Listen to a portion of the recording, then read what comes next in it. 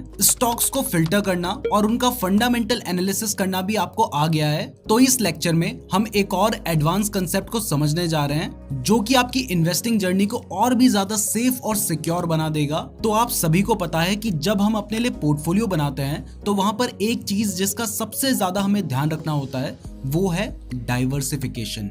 और डाइवर्सिफिकेशन हम अलग अलग सेक्टर्स में करते हैं। तो जब भी हम किसी स्टॉक को सेलेक्ट करते हैं, फिर चाहे हम उसे शॉर्ट टर्म के लिए करें या फिर लॉन्ग टर्म के लिए करें, हमें पहले उसके सेक्टर के बारे में जानना बहुत ज्यादा जरूरी है। क्योंकि आपको याद होगा कि जब भी हम किसी पर्टिकुलर रेशियो के बारे में बात करते थे, हम वहां पर एक बात आपको जरूर कहते थे कि ये डिफरेंट सेक्टर्स पर डिपेंड करता है। तो अलग अलग सेक्टर्स के हिसाब से कौन कौन से फंडामेंटल्स यूज किए जाते हैं, यही इस लेक्चर में आज हम समझने वाले हैं। तो चलिए एक एग्जाम्पल से इस लेक्चर की शुरुआत करते हैं। तो मान लेते हैं कि आप एक इंजन मैन्युफैक्चर करने वाली कंपनी का फंडामेंटल एनालिसिस करते हैं और एनालिसिस करने के बाद आपको वो कंपनी अच्छी लगती है, जिसके बाद आप उसमें इन्वेस्ट कर देते हैं। अब क्योंकि आपने उस पर्टिकुलर स्टॉक का फंडामेंटल एनालिसिस करा था और वैसे ही करा था जैसे आप सभी स्टॉक्स का करते हैं, तो आपको वो स्टॉक सही लग रहा था। लेकिन जब आप एक ओवरऑल सेक्टर का एनालिसिस करेंगे तब आपके सामने एक ब्रॉडर स्टोरी आएगी। लाइक इस एग्जांपल में engine manufacturer basically automobile sector में आएगा।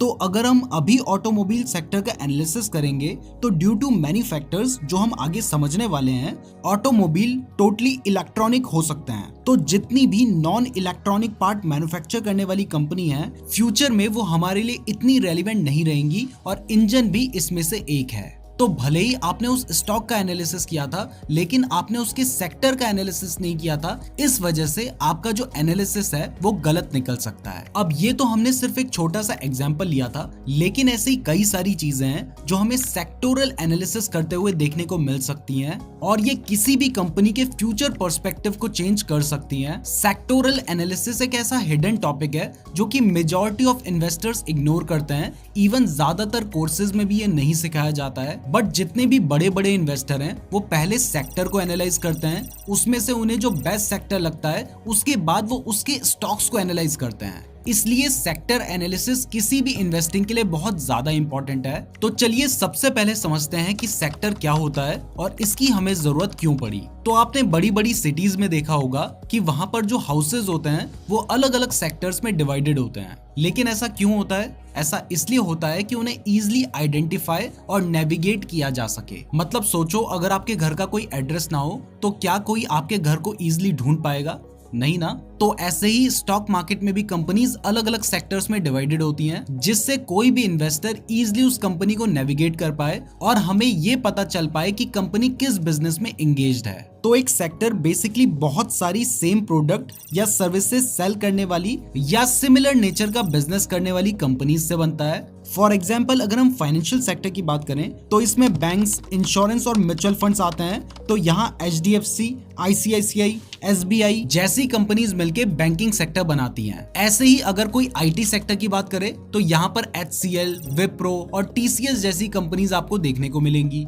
Even as per the data of 31 December 2022, national stock exchange में टोटल 2113 स्टॉक्स लिस्टेड हैं। तो आप सोचिए कि अगर आपको एक पर्टिकुलर बिजनेस करने वाली कंपनी में इन्वेस्ट करना है और अगर कंपनी सेक्टर में डिवाइडेड ना हो तो इंडिविजुअली आपको हर कंपनी का ओवरव्यू मैनुअली रीड करना पड़ेगा, जिससे आप उसका बिजनेस समझ पाएंगे। लेकिन फॉर्चुनेटली क्योंकि ये सभी कंपनी सेक्टर में डिवाइडेड हैं, तो इस वजह से आपको सिर्फ सर्च करना होता है और उस बिजनेस की सारी कंपनीज के स्टॉक आपके सामने आ जाते हैं। तो ये टोटल 2113 स्टॉक्स बहुत सारे सेक्टर्स में डिवाइडेड हैं। बट अगर ब्रॉडर टर्म की बात करें तो इन्हें 11 सेक्टर्स में डिवाइड किया जा सकता है। अब इन पर्टिकुलर सेक्टर के अंदर भी हमें बहुत सारे सेक्टर्स देखने को मिल जाते हैं। लाइक फाइनेंशियल सेक्टर की बात करें तो उसके अंदर banking sector, insurance sector, mutual fund industry, ये सब इंक्लूडेड होते हैं। बट ओवरऑल इन्हें हम 11 सेक्टर में डिवाइड कर सकते हैं। और इसको और भी सिंपल बनाने के लिए इन सेक्टर्स को 3 ग्रुप में डिवाइड कर दिया गया है, जिसमें पहला ग्रुप है डिफेंसिव ग्रुप, दूसरा ग्रुप है साइक्लिक ग्रुप और तीसरा ग्रुप है एवरग्रीन ग्रुप। तो सबसे पहले डिफेंसिव ग्रुप की बात करें तो ये सुनकर आपको लग रहा होगा कि इसमें वो कंपनीज आती होंगी जो कि आर्म्स या वेपन मैन्युफैक्चर करती हैं।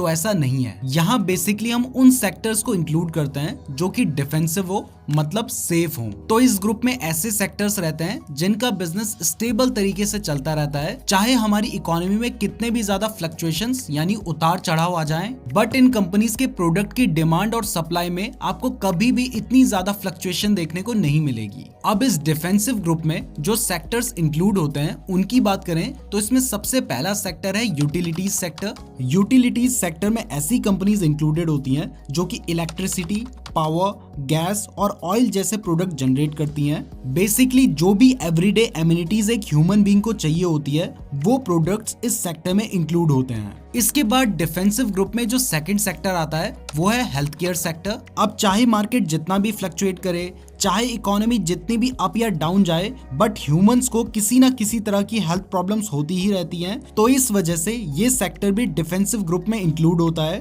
तो mainly hospitals, medicine, medical equipments और इसके अलावा भी बाकी सभी जो हेल्थ रिलेटेड प्रोडक्ट कंपनीज हैं वो इसमें इंक्लूड होती हैं। इसके बाद थर्ड सेक्टर जो डिफेंसिव ग्रुप में आता है वो है कंज्यूमर सेक्टर, या जिसे हम FMCG सेक्टर भी बोलते हैं। FMCG की फुल फॉर्म होती है फास्ट मूविंग कंज्यूमर गुड्स, और इस सेक्टर में हमारी रोजमर्रा की जरूरत का जो भी सामान होता है जैसे कि food, toothpaste, toothbrush, soap, cold drinks और अदर हाउस होल्ड प्रोडक्ट्स। इसका अगर एग्जांपल आपको दूं तो डाबर या ITC का जो भी प्रोडक्ट आप खरीदते हैं वो FMCG सेक्टर में ही आता है। इसके बाद सेकंड जो ग्रुप है वो है साइक्लिक ग्रुप। इसमें बेसिकली वो कंपनीज इंक्लूड रहती हैं जिनका बिजनेस इकोनॉमी और बिजनेस साइकिल पर बेस्ड होता है। मतलब जब इकोनॉमी राइज कर रही होती है तब ये सेक्टर्स भी हमेशा राइज करते हैं, और जब भी रिसेशन आ रहा होता है तब ये सेक्टर्स भी अंडर परफॉर्म करते हैं। या इसके अलावा कुछ ऐसी भी कंपनीज होती हैं जिनका जो बिजनेस साइकिल है वो मेनली एक सीजन के लिए होता है, लाइक वूलन क्लोथ्स और एग्रीकल्चरल प्रोडक्ट्स। तो उस सिनेरियो में ये भी अपने पीक बिजनेस साइकिल के टाइम पर ही ग्रो करते हैं। अब इस ग्रुप में इंक्लूडेड सेक्टर की बात करें तो इसमें सबसे पहला सेक्टर है फाइनेंशियल सेक्टर। तो जब भी हमारी इकोनॉमी राइज करती है हमारा फाइनेंशियल सेक्टर भी राइज करता है। फाइनेंशियल सेक्टर में मेनली हमें banking sector, insurance sector, mutual fund sector और इन्हीं से रिलेटेड सिमिलर बिजनेस करने वाली कंपनीज देखने को मिलती हैं। इसके बाद सेकंड सेक्टर है मटेरियल सेक्टर। मटेरियल सेक्टर में वो कंपनीज इंक्लूड होती हैं जो कि रॉ मटेरियल जैसे कि एग्रीकल्चर से रिलेटेड जो मटेरियल होता है, या फिर जो केमिकल्स होते हैं, या फिर जो टेक्सटाइल होते हैं, उनको मैन्युफैक्चर करते हैं। इसके बाद नेक्स्ट है real estate sector. Real estate sector में लैंड, हाउस ये सब चीजें आ जाती हैं। फिर है consumer discretionary sector. Consumer discretionary sector में बेसिकली वो प्रोडक्ट्स इंक्लूड होते हैं जो किसी के लिए एक नेसेसिटी नहीं है। अब नेसेसिटी क्या होती है, जैसे फूड एक जरूरत है, घर एक जरूरत है, पानी एक जरूरत है, लेकिन AC जरूरत नहीं है। तो जो AC है वो आपके कंज्यूमर डिस्क्रिशनरी सेक्टर में आ जाएगा। तो बेसिकली इस सेक्टर में aviation sector, automobile sector, diamond और ज्वेलरी जैसे लग्जरियस प्रोडक्ट बनाने वाली कंपनीज इंक्लूड होती हैं। अब इसके बाद एवरग्रीन ग्रुप की बात करें तो जैसा कि इसके नाम से ही आप समझ सकते हैं कि इसमें हम बेसिकली उन सेक्टर को रखते हैं जो कि फ्यूचर में उतने ही रेलेवेंट होंगे जितने वो आज हैं। जैसे इंफॉर्मेशन टेक्नोलॉजी यानी IT सेक्टर। तो IT सेक्टर एक ऐसा सेक्टर है जो हमेशा ग्रोथ पर ही रहता है। अभी जो हम टेक्नोलॉजी यूज कर रहे हैं हो सकता है कि वो आगे फ्यूचर में ना हो, बट इतना हमें जरूर पता है कि कोई ना कोई एडवांस टेक्नोलॉजी हम फ्यूचर में भी जरूर यूज कर रहे होंगे। तो जैसे जैसे ऑनलाइन डेटा की डिमांड बढ़ेगी वैसे वैसे ये जो टेक्नोलॉजी सेक्टर है ये ग्रो करता रहेगा। ऐसे ही एक और सेक्टर जिसको हम एवरग्रीन ग्रुप में इंक्लूड कर सकते हैं वो है इंफ्रास्ट्रक्चर सेक्टर।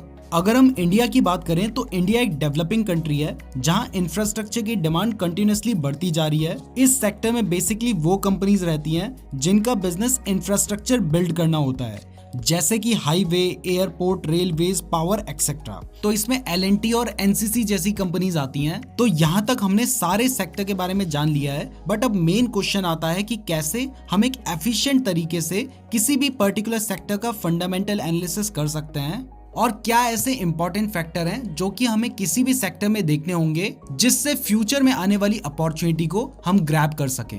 तो जैसा कि हमने समझ लिया है कि मार्केट में बहुत सारे सेक्टर्स हैं और हर सेक्टर अलग अलग तरीके का बिजनेस करता है और अलग अलग तरीके से काम करता है, तो उनका जो फंडामेंटल एनालिसिस है ना वो भी सेम तरीके से नहीं हो सकता। जैसे अगर हम एयरलाइन सेक्टर की बात करें तो वहां हम एनालिसिस के लिए occupancy rates, fuel cost, cost पर सीट किलोमीटर और रेवेन्यू पर सीट किलोमीटर जैसे फैक्टर्स देखते हैं जिससे हम उनकी परफॉर्मेंस को वैल्यू कर पाएं और अलग अलग एयरलाइन कंपनीज को उसके बेसिस पर कंपेयर कर पाएं कि कौन सी एयरलाइन कंपनी ज्यादा अच्छा परफॉर्म कर रही है। तो जैसे एयरलाइन सेक्टर में तो मैंने आपको बता दिया कि इसमें आपको बहुत सारे टाइप के फैक्टर्स देखने होते हैं, बट हर सेक्टर में अलग अलग टाइप के फैक्टर्स देखने हैं। तो मेन सवाल यह है कि हम समझेंगे कैसे कि हमें कौन से सेक्टर में कौन से फैक्टर्स देखने हैं। तो इसके लिए सबसे पहली चीज जो हमें किसी भी सेक्टर में देखनी है वो है उस सेक्टर का वर्किंग डायनामिक्स, मतलब वो सेक्टर कैसे ऑपरेट करता है, उनका बिजनेस क्या है। जैसे अगर बैंकिंग सेक्टर का एग्जांपल लें तो इसके लिए सबसे पहले हमें बैंकिंग के बिजनेस को समझना होगा। तो बैंक बेसिकली एक फाइनेंशियल इंस्टीट्यूशन है जो अपने कस्टमर्स को वेरियस सर्विसेज प्रोवाइड करता है। इन सर्विसेज में सबसे मेन है डिपॉजिट और लेंडिंग सर्विसेज, और इन दोनों के इंटरेस्ट रेट के बीच का जो डिफरेंस होता है वही बैंक के लिए मेन सोर्स ऑफ इनकम होता है। फॉर एग्जाम्पल, अगर बैंक कोई लोन देता है और वो कस्टमर से 14% का इंटरेस्ट रेट चार्ज करता है, और वहीं दूसरी तरफ एक कस्टमर बैंक में पैसा डिपॉजिट करता है और उसमें उसे 4% का इंटरेस्ट रेट देखने को मिलता है, तो बैंक ने 4% के रेट पे एक कस्टमर से पैसा लिया और 14% के रेट पर उसे लोन पे चढ़ा दिया। तो यहाँ पर जो 10% का डिफरेंस आपको दिख रहा है ना, वही बैंक्स का मेन सोर्स ऑफ इनकम है।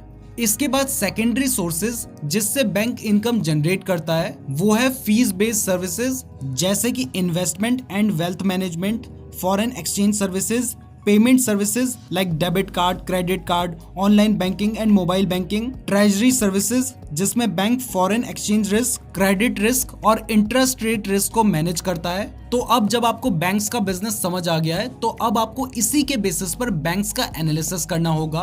तो क्योंकि बैंकिंग का जो बिजनेस है वो बाकी सभी सेक्टर से बहुत ज्यादा डिफरेंट है, तो इसी बेसिस पर हमें यहाँ पर बहुत सारे ऐसे फैक्टर्स देखने को मिलते हैं जो कि आपको किसी और सेक्टर में देखने को नहीं मिलेंगे, और उन्हीं यूनिक फैक्टर्स को एनालाइज करके हम बैंकिंग सेक्टर में इंक्लूडेड जो अलग अलग बैंकिंग कंपनीज हैं उनमें कंपैरिजन कर सकते हैं कि कौन सी कंपनी हमारे लिए बेस्ट रहेगी। तो चलिए अब बैंक से रिलेटेड कुछ रेशियोज की बात करते हैं। तो इसमें सबसे पहला रेशियो है कासा रेशियो। कासा का मतलब होता है करंट अकाउंट और सेविंग अकाउंट का percentage to its total deposit. मतलब एक बैंक में जितना भी पैसा आया है, जितना भी डिपॉजिट हुआ है, उसमें कितना परसेंट डिपॉजिट करंट अकाउंट और सेविंग अकाउंट से आया है। क्योंकि जितना ज्यादा कासा परसेंट होगा उतनी ही बैंक्स की फंडिंग कॉस्ट कम होगी, क्योंकि आपको पता है कि सेविंग अकाउंट में इंटरेस्ट रेट बहुत ही कम होते हैं और करंट अकाउंट में 0% का इंटरेस्ट रेट मिलता है। तो जितने ज्यादा करंट अकाउंट किसी भी बैंक के पास होंगे वो उस बैंक के लिए उतना ज्यादा अच्छा होगा। इसलिए बैंकिंग सेक्टर में कासा एक बहुत ही इंपॉर्टेंट फैक्टर बन जाता है जो कि अलग अलग बैंक्स को कंपेयर करने के काम आता है। इसके बाद सेकंड है NIM यानी नेट इंटरेस्ट मार्जिन। ये फैक्टर भी आपको किसी और सेक्टर में देखने को नहीं मिलेगा। अब ये NIM क्या है ये समझने के लिए याद कीजिए कि बैंक का बिजनेस क्या है। बैंक का बिजनेस है कि जो बैंक ने पैसा लोन में दिया है और जो बैंक के पास पैसा आया है उसके बीच का जो इंटरेस्ट है उससे प्रॉफिट कमाना। तो ये जो बैंक की इंटरेस्ट इनकम है और जो बैंक का इंटरेस्ट एक्सपेंस है उसके बीच के मार्जिन को ही हम नेट इंटरेस्ट मार्जिन यानी NIM कहते हैं। इसमें जो इंटरेस्ट इनकम है वो बैंक जब लोन देता है तब उसे मिलती है, और जो उसका इंटरेस्ट एक्सपेंस है वो जब बैंक में आप पैसे डिपॉजिट करते हैं उस पे जो इंटरेस्ट आपको मिलता है वो है। तो ये जो NIM यानी इंटरेस्ट इनकम और इंटरेस्ट एक्सपेंस के बीच का डिफरेंस है, ये बैंक के लिए जितना ज्यादा हो उतना अच्छा है, क्योंकि ये जितना ज्यादा होगा बैंक की प्रॉफिटेबिलिटी उतना ज्यादा बढ़ेगी और बैंक ज्यादा फाइनेंशियली स्टेबल रहेंगे। इसके बाद थर्ड यूनिक फैक्टर जो बैंक्स में यूज होता है वो है CAR% यानी कैपिटल एडिक्वेसी रेशियो। ये बेसिकली एक यूनिट है जो बैंक की कैपिटल और रिस्क के बीच का डिफरेंस दिखाता है। ये परसेंटेज बताता है कि बैंक के पास उसके रिस्क वेटेड एसेट्स के कंपैरिजन में कितना एडिक्वेट कैपिटल है। रिस्क वेटेड एसेट्स मेनली यहाँ लोन्स हैं जो बैंक कस्टमर को देता है, क्योंकि उनमें कहीं ना कहीं रिस्क तो बैंक का ही होता है कि अगर कस्टमर लोन रिपे ना करे तो ऐसे में बैंक को लॉस होगा। तो CAR% बेसिकली यही अश्योर करता है कि एक बैंक के पास इतना कैपिटल है कि अगर कभी कोई अर्जेंट लायबिलिटी बैंक पर आ जाती है तो वो अपनी सारी फाइनेंशियल ऑब्लिगेशन फुलफिल कर सके। तो जितना ज्यादा ये CAR% होगा उतनी स्ट्रॉन्ग और स्टेबल बैंक की फाइनेंशियल पोजीशन होगी।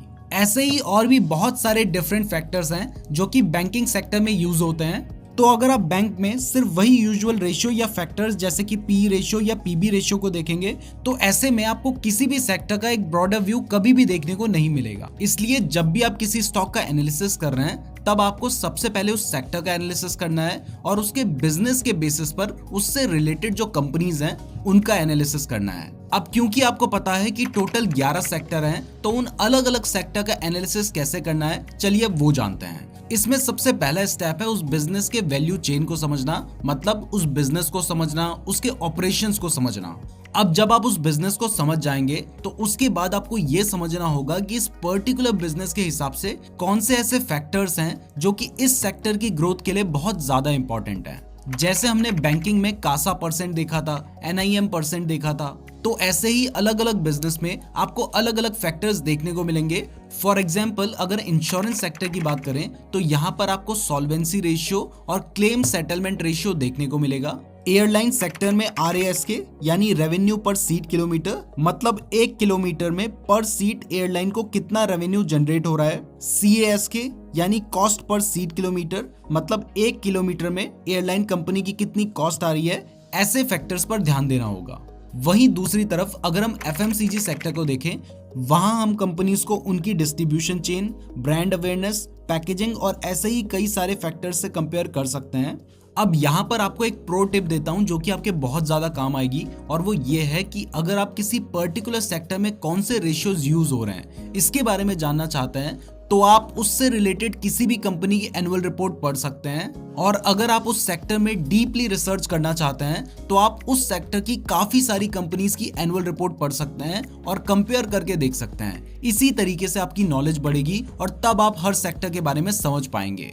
जैसे अगर एयरलाइन सेक्टर का आपको एग्जांपल दूं तो एयरलाइन सेक्टर में एक बहुत ही फेमस कंपनी है इंटरग्लोब एविएशन लिमिटेड, जिसको आप इंडिगो के नाम से जानते हैं। तो इसकी एनुअल रिपोर्ट में आप पढ़ सकते हैं कि फाइनेंशियल परफॉर्मेंस में passenger ticket revenue, revenue from ancillary products and services, revenue per available seat kilometer, aircraft fuel expenses, aircraft ownership cost, cost per available seat kilometer जैसे फैक्टर्स देखने को मिल रहे हैं।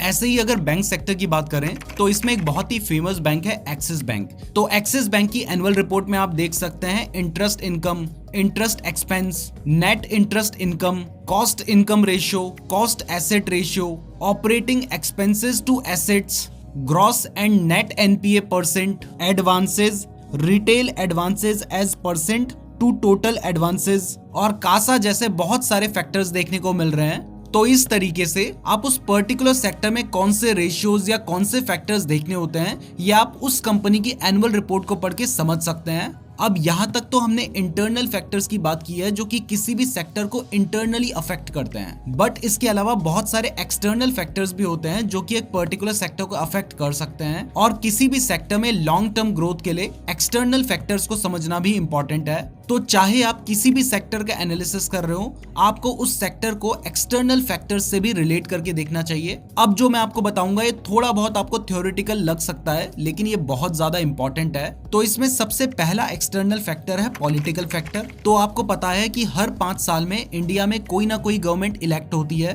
तो हर रूलिंग गवर्नमेंट में अलग अलग लोग होते हैं, तो उनके भी इंडिया को लेकर या अपने देश को लेकर अलग अलग आइडियाज होते हैं। अब ये जो आइडियाज हैं ये देश की इकोनॉमी के लिए बहुत ज्यादा इंपॉर्टेंट होते हैं और इसके साथ साथ ये किसी सेक्टर के लिए पॉजिटिव तो किसी सेक्टर के लिए नेगेटिव हो सकते हैं। जैसे अगर मान लो कि किसी गवर्नमेंट के मेमोरेंडम में है कि वो टेक्नोलॉजी सेक्टर को बहुत आगे बढ़ाएगी, तो क्योंकि गवर्नमेंट टेक्नोलॉजी सेक्टर पर फोकस कर रही है तो इसलिए टेक्नोलॉजी सेक्टर में हमें बहुत ग्रोथ देखने को मिलेगी। तो इसलिए आपको पॉलिटिकल फैक्टर्स पर भी ध्यान रखना चाहिए। इसके बाद सेकंड फैक्टर्स हैं इकोनॉमिक फैक्टर। तो जब भी किसी कंट्री की इकोनॉमी अपने बूम फेज में होती है तो वो कई सेक्टर्स के लिए नई अपॉर्चुनिटीज क्रिएट करती है और इसके अपोजिट जब इकोनॉमी रिसेशन में जाती है तो वो किसी भी सेक्टर के लिए अपॉर्चुनिटीज कम करती है, क्योंकि जब किसी देश की इकोनॉमी ग्रो करती है तो उस देश में रहने वाले लोग भी ग्रो करते हैं और जब लोग ग्रो करते हैं तो वही लोग कस्टमर बनकर डिफरेंट सेक्टर्स के प्रोडक्ट खरीदते हैं जिससे उस सेक्टर में ग्रोथ आती है। अब जैसा कि हमने स्टार्टिंग में देखा था कि कुछ पर्टिकुलर सेक्टर्स हैं जो कि साइक्लिक नेचर के होते हैं, मतलब जब इकोनॉमी ग्रो करती है तब वो भी उसी पेस में ग्रो करते हैं, और जब इकोनॉमी में स्लो डाउन आता है तब उन सेक्टर की ग्रोथ भी स्लो हो जाती है, जैसे real estate sector, financial sector और ऑटोमोबाइल सेक्टर। इसके बाद थर्ड फैक्टर है सोशियो कल्चरल फैक्टर। आपने देखा होगा कि कुछ ऐसे प्रोडक्ट्स होते हैं जिनकी डिमांड फेस्टिवल्स के टाइम पर बढ़ जाती है। फॉर एग्जाम्पल दिवाली के टाइम पर ज्यादातर लोग कपड़े खरीदते हैं, तो इससे टेक्सटाइल सेक्टर में ग्रोथ आती है। तो सोशियो और कल्चरल फैक्टर्स भी काफी हद तक एक प्रोडक्ट को लॉन्ग टर्म ग्रोथ देता है और दूसरी तरफ कई प्रोडक्ट्स का एंड भी कर देता है। जैसे अगर कल्चरल चेंज की बात करें तो पहले लोग कोल फायर्ड स्टोव्स का यूज करते थे और अब गैस स्टोव्स का यूज करते हैं। तो जैसे कोई कल्चरल या सोशियो फैक्टर्स चेंज होते हैं वैसे वैसे डिफरेंट सेक्टर्स में ग्रोथ भी बढ़ या घट सकती है। इसके बाद फोर्थ फैक्टर है टेक्नोलॉजिकल फैक्टर। आपने नोकिया और ब्लैकबेरी की स्टोरी तो सुनी ही होगी कि कैसे उन्होंने अपना मार्केट शेयर खो दिया। आज Apple and Samsung market leaders हैं बिकॉज उन्होंने टेक्नोलॉजिकल चेंज को एक्सेप्ट किया और नए नए इनोवेशंस में काम करना स्टार्ट किया। तो टेक्नोलॉजी में जो इनोवेशंस हो रही हैं ये नए नए सेक्टर्स बनाती है और जो इन फैक्टर्स पर ध्यान नहीं देता है उन्हें ये मार्केट से वाइप आउट भी कर देती है। तो टेक्नोलॉजिकल फैक्टर्स पर आपको बहुत ज्यादा ध्यान देना है और जिस सेक्टर में आपको लगता है कि आगे फ्यूचर में टेक्नोलॉजी चेंज होने की वजह से वो सेक्टर खत्म हो सकता है तो आपको उस सेक्टर पर अकॉर्डिंगली डिसीजन लेना चाहिए। इसके बाद फिफ्थ फैक्टर है लीगल फैक्टर। तो जब भी गवर्नमेंट कोई नया टैक्स, ड्यूटीज, टैरिफ्स या कोई भी नई रेस्ट्रिक्शन लाती है तो इससे भी बिजनेसेस में इम्पैक्ट पड़ता है। कई बार इससे इंपोर्ट और एक्सपोर्ट महंगा हो जाता है। तो किसी भी सेक्टर की लॉन्ग टर्म ग्रोथ के लिए उस सेक्टर के लिए रेस्ट्रिक्शन बहुत कम होनी चाहिए जिससे कंपनी इजीली अपना बिजनेस कर पाए। इसके बाद लास्ट फैक्टर है एनवायरमेंटल फैक्टर। तो किसी भी कंट्री का नेचुरल एनवायरनमेंट कई सारे सेक्टर्स के लिए अपॉर्चुनिटी लाता है और कई सारे सेक्टर्स के लिए नेगेटिव होता है। जैसे अगर माइनिंग बिजनेस का एग्जांपल लें तो ये तभी पॉसिबल है जब उस कंट्री की सॉइल में डिफरेंट मिनरल्स होंगे। तो बेसिकली एनवायरमेंटल फैक्टर में ऐसी बहुत सारी फिजिकल कंडीशंस होती हैं जिसकी वजह से बिजनेस ऑपरेट करते हैं और इस वजह से बहुत सारे बिजनेसेस को अपॉर्चुनिटी मिलती है। तो जब भी आप किसी सेक्टर में रिसर्च करेंगे तो आपको ये सभी एनवायरमेंट फैक्टर्स जो कि हमारे एक्सटर्नल फैक्टर्स हैं और वो सभी इंटरनल फैक्टर्स जो कि आपको उसकी एनुअल रिपोर्ट में मिल सकते हैं उनके बारे में रिसर्च करने के बाद ही उस पर्टिकुलर सेक्टर में इन्वेस्ट करना चाहिए। तो दोस्तों इस लेक्चर के साथ हमारा स्टॉक मार्केट का कोर्स कंप्लीट होता है। अगर आपको किसी भी लेक्चर में कोई कंफ्यूजन है तो मैं आपको रिकमेंड करूंगा कि आप उस लेक्चर को एक बार दोबारा देखें, आपको सब कुछ क्लियर हो जाएगा। और स्पेशली मैं आपको रिकमेंड करूंगा कि जिन भी लेक्चर्स में मैंने एडवांस रेशियोज बताए हैं, balance sheet, PNL statement, cash flow statement, stock screening, annual report और ये जो हमारा सेक्टोरल एनालिसिस का लेक्चर है, इसको आप एक बार दोबारा जरूर देखें और उन्हें प्रैक्टिस भी जरूर करें जिससे ये सब आपको हमेशा याद रहे और आपके काम आए। ऑल्दो इस कोर्स में हमने आपको स्टॉक मार्केट के सभी जरूरी बेसिक और एडवांस कंसेप्ट समझा दिए हैं, लेकिन स्टॉक मार्केट और फाइनेंस में ऐसी बहुत सारी फील्ड हैं जो अभी आपके लिए एक्सप्लोर करना बाकी है। जैसे म्यूचुअल फंड एक बहुत ही इंपॉर्टेंट और फेमस फील्ड है जिसके बारे में आपको सीखना चाहिए और इसके ऊपर हमने ऑलरेडी कोर्स बना रखा है जिसमें सिर्फ 10 वीडियो में हम आपको पूरा म्यूचुअल फंड सिखा देंगे, तो उसको बिल्कुल भी मिस मत कीजिएगा। हमारे म्यूचुअल फंड के कोर्स का थोड़ा सा ब्रीफ आपको दूं तो उसमें हमने आपको म्यूचुअल फंड क्या होता है, म्यूचुअल फंड काम कैसे करता है, म्यूचुअल फंड के 5 types, equity fund, debt fund, hybrid fund, solution oriented fund और अदर स्कीम्स और उनके सब टाइप्स के बारे में डिटेल में डिस्कस किया है। इसके बाद म्यूचुअल फंड का फंडामेंटल एनालिसिस, म्यूचुअल फंड में यूज होने वाले इंपॉर्टेंट फैक्टर्स, म्यूचुअल फंड की स्क्रीनिंग, मतलब 2500 से भी ज्यादा म्यूचुअल फंड स्कीम्स में से बेस्ट म्यूचुअल फंड को ढूंढने का तरीका भी बताया है। तो सिर्फ उन 10 म्यूचुअल फंड की वीडियोस को देखकर आप म्यूचुअल फंड में एक्सपर्ट बन सकते हैं, तो उस कोर्स को भी जरूर कंसीडर करें। इसके अलावा ट्रेडिंग और टेक्निकल एनालिसिस भी एक बहुत ही इंपॉर्टेंट फील्ड है जिसके ऊपर भी हम कोर्स प्लान कर रहे हैं और आने वाले कुछ महीनों में आपको हमारे ऐप में ट्रेडिंग का कोर्स भी मिल जाएगा। इसी के साथ इस कोर्स को एंड करते हुए मैं आपको कोर्स कंप्लीट करने के लिए कांग्रेचुलेट करता हूँ। मैं मानता हूं कि आप अपनी इन्वेस्टिंग जर्नी की शुरुआत एक बहुत ही सही और प्रॉपर नॉलेज के साथ कर रहे हैं जिसका आपको बेनिफिट मिलना बिल्कुल तय है। बट ये सिर्फ शुरुआत है, किसी भी फील्ड में एक्सपर्ट बनने के लिए आपको उसके बारे में लगातार सीखते रहना होगा और स्टॉक मार्केट तो एक ऐसी फील्ड है जो कि वक्त के साथ बदलती रहती है। तो इसमें एक्सपर्ट बनने और बने रहने के लिए मैं आपसे रिक्वेस्ट करूंगा कि आप अपनी लर्निंग को हमेशा कंटिन्यू रखें। स्टॉक मार्केट में जो नए नए एडवांसमेंट्स हो रहे हैं उनके बारे में पढ़ते रहें और ग्रो करते रहें। आपने मुझ पर विश्वास करके हमारे इस कोर्स को बाय किया और उसे कंप्लीट किया, इसके लिए बहुत बहुत धन्यवाद। मेरी आपसे रिक्वेस्ट है कि क्योंकि आपने इस कोर्स को कंप्लीट कर लिया है तो इसलिए आप मुझे इंस्टाग्राम पे मैसेज करके जरूर बताइएगा कि आपको ये कोर्स कैसा लगा। फाइनली आपने जो हम पर भरोसा किया है उस भरोसे को हम हमेशा बनाए रखेंगे। एंड लास्ट में मैं अपनी टीम को भी थैंक्स कहना चाहूंगा जिनकी वजह से कोर्स बन पाया है। तो इस स्टॉक मार्केट कोर्स के लिए बस इतना ही। अब मिलते हैं म्यूचुअल फंड या ट्रेडिंग के कोर्स में। धन्यवाद।